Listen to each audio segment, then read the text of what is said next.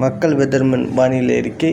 குறிப்பாக கன்னியாகுமரி மற்றும் இலங்கை இடைப்பட்ட பகுதியில் வங்கக்கடலில் குறிப்பாக முதலாக கோடை காலத்தில் உருவாகியுள்ள குறைந்த காற்று சுழற்சியானது இந்த சுழற்சி ஒரே இடத்தில் நீடிக்கும் பட்சத்தில் அடுத்த 2 முதல் 5 நாட்களுக்கு இன்று மழை எப்படி பெய்கிறதோ அதேபோல் தான் இருக்கும். வெயிலின் தாக்கம் குறைந்து காணப்படும். அதிகப்படியான மழை இருக்கக்கூடும் என்பதையும் தெரிவித்துக் கொள்கிறேன். கோடை மழையில் குறிப்பாக கடலோரத்தை தாண்டி உள்பகுதிகளுக்கு அதிகமாக இருக்கும்.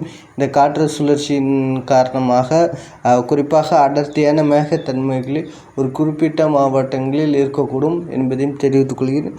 முதலில் மழைப்பொழிவு எப்படி இருக்கும் என்பதை பார்ப்போம். இன்றும் நாளையும் குறிப்பாக இன்றை பார்த்திங்கன்னா வரக்கூடிய மணி நேரங்கள் மற்றும் இரவு எங்கெங்கே மழைப்பொழிவு இருக்கும்னு பார்த்திங்கன்னா சேலம் மாவட்டம் ஏற்காடு சுற்றுவட்டார பகுதியில் மழைப்பொழிவானது சிறப்பாக அமையக்கூடும்.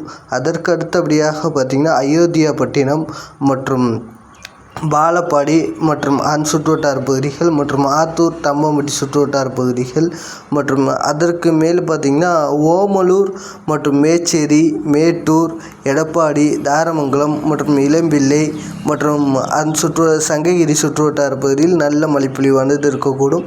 மற்றும் நாமக்கல் மாவட்டம் நாமக்கல் மாநகரம் மற்றும் சேந்தமங்கலம் மற்றும் கொல்லிமலை மற்றும் சுற்றுவட்டார பகுதிகள் மற்றும் குறிப்பாக நாமகிரிப்பேட்டை ராசிபுரம் சுற்றுவட்டார பகுதிகள் மற்றும் நவனிப்பள்ளிப்பட்டி போன்ற பகுதிகள் மற்றும் வேலகவுண்டன்பட்டி போன்ற பகுதிகள் மற்றும் மோகனூர் சுற்றுவட்டார பகுதிகள் மற்றும் தொட்டியம் சுற்றுவட்டார பகுதியில் மழைப்பொழிவானது இருக்கக்கூடும்.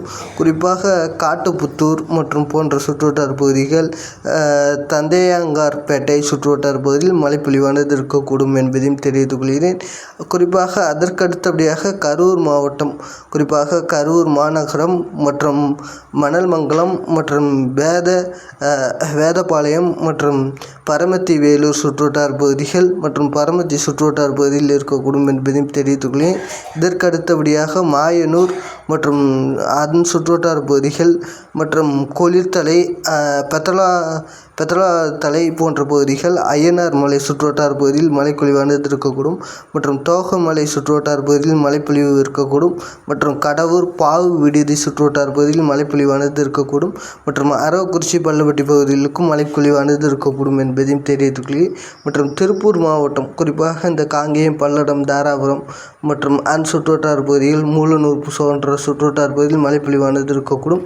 கோயம்புத்தூர் பொறுத்த வரைக்கும் வெள்ளையங்காடு மற்றும் சுற்றுவட்டார பகுதியில் மழைப்பொழிவானது இருக்கக்கூடும். குறிப்பாக மேட்டுப்பாளையம் அன்னூர் சிறுமலை மற்றும் பெரியநாயக்கன்பாளையம் மற்றும் மாநகரத்தை ஒதுக்கிவிடும் என்பதையும் தெரிவித்துள்ளேன். அதற்கு அடுத்தபடியாக பொள்ளாச்சி போன்ற பகுதிகள் மற்றும் பால்காரி சுற்றுவட்டார பகுதியில் மழைப்பொழிவானது இருக்கக்கூடும். அதற்கு அடுத்தபடியாக திண்டுக்கல் மாவட்டத்தை எடுத்துக்கொண்டால் குறிப்பாக வடமதுரை மற்றும் அரியலூர் சுற்றுவட்டார பகுதிகள் மற்றும் சிறுமலை மற்றும் நத்தம் முழுவதுமே மழைப்பொழிவானது இருக்கக்கூடும் என்பதையும் தெரிவித்துள்ளேன்.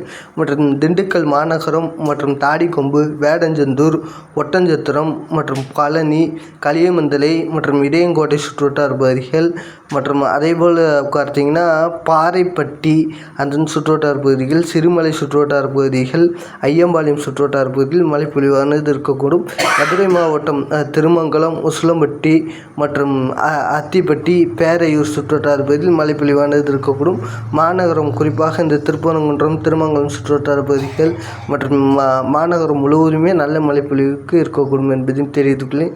மற்றும் இதற்கு அடுத்தபடியாக பார்த்தீங்கன்னா குறிப்பாக புதுக்கோட்டை மாநகரம் குறிப்பாக திருமயம் பொன்னமராவதி மற்றும் சுற்றுவட்டார பகுதிகள் ஆலங்குளம் மற்றும் குறிப்பாக அறந்தாங்கி ஆவருடையார் கோயில் சுற்றுவட்டார பகுதிகள் மற்றும் நெடுவாசல் மற்றும் கீரனூர் சுற்றுவட்டார பகுதிகள் விராலிமலை இலுப்பூர் சுற்றுவட்டார பகுதியில் நல்ல மழைப்பொழிவானது இருக்கக்கூடும் என்பதையும் தெரிவித்துக் கொள்கிறேன். மற்றும் இதற்கு அடுத்தபடியாக சிவகங்கை மாவட்டம் குறிப்பாக மானாமதுரை மற்றும் காரைக்குடி சுற்றுவட்டார பகுதிகள் மற்றும் அதன் சுற்றுவட்டார பகுதி காளையார்கோவில் சுற்றுவட்டார பகுதிகளில் மழைப்பொழிவானது இருக்கக்கூடும் என்பதையும் தெரிவித்துக் கொள்கிறேன். மற்றும் ராமநாதபுரம் மாவட்டம் தேவிப்பட்டினம், ஆர்எஸ் மங்கலம், தொட்டியம், பரமக்குடி, முதுகுளத்தூர், கமுதி போன்ற பகுதியில் மழைப்பொழிவானது இரவு நேரங்களில் இருக்கக்கூடும். அதற்கடுத்தபடியாக தென்காசி குற்றாலம் சுற்றுவட்டார பகுதிகள், ஆலங்குளம், பாவுச்சத்திரம் சுற்றுவட்டார பகுதியில் மழைப்பொழிவானது இருக்கக்கூடும். திருநெல்வேலி மாவட்டம் தலையூத்து, பேட்டை சுற்றுவட்டார பகுதிகள் மற்றும் சுத்தமல்லி விலக்கு சுற்றுவட்டார பகுதியில் மழைப்பொழிவானது இருக்கக்கூடும். மற்றும் தூத்துக்குடி, குறிப்பாக தூத்துக்குடியில் இந்த ஒட்டப்பிடாரம், எட்டயபுரம், கோவில்பட்டி, கழுகுமலை சுற்றுவட்டார பகுதிகள் மற்றும் இதன் ஒதுக்கி மழைப்பொழிவானது இருக்கக்கூடும். அதேபோல் ஆத்தூர், காயல்பட்டி, திருச்செந்தூர், உடன்குடி மற்றும் சாத்தான்குளம் மற்றும் திசையன்விளை, திருநெல்வேலி போன்ற மாவட்டங்கள், கூடங்குளம் சுற்றுவட்டார பகுதிகள் மற்றும் காவல் கிணற்று, பனங்குடி சுற்றுவட்டார பகுதியில் மழைப்பொழிவுக்கு வாய்ப்புள்ளது. நாகர்கோவில், மார்த்தாண்டம், குளச்சல் மற்றும் கேச்சிப்பாறை அணைக்கட்டு பகுதிகளுக்கு மழைக்கு வாய்ப்புள்ளது என்பதையும் தெரிவித்துக் கொள்கிறேன். இதற்கு அடுத்தபடியாக திருச்சி மாநகரம், குறிப்பாக திருச்சி, துறையூர் மற்றும் லால்குடி மற்றும் விட்டு மழைப்பொழிவானது இருக்கக்கூடும்.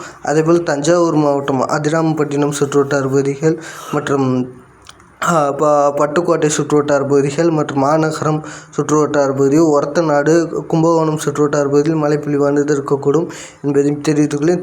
திருவாரூர் மாவட்டம் மன்னார்குடி, திருப்பூண்டி சுற்றுவட்டார பகுதிகள், நள்ளிடம், குடவாசல் போன்ற பகுதிகளுக்கு மழைக்கு வாய்ப்புள்ளது என்பதையும் தெரிவித்துள்ளேன்.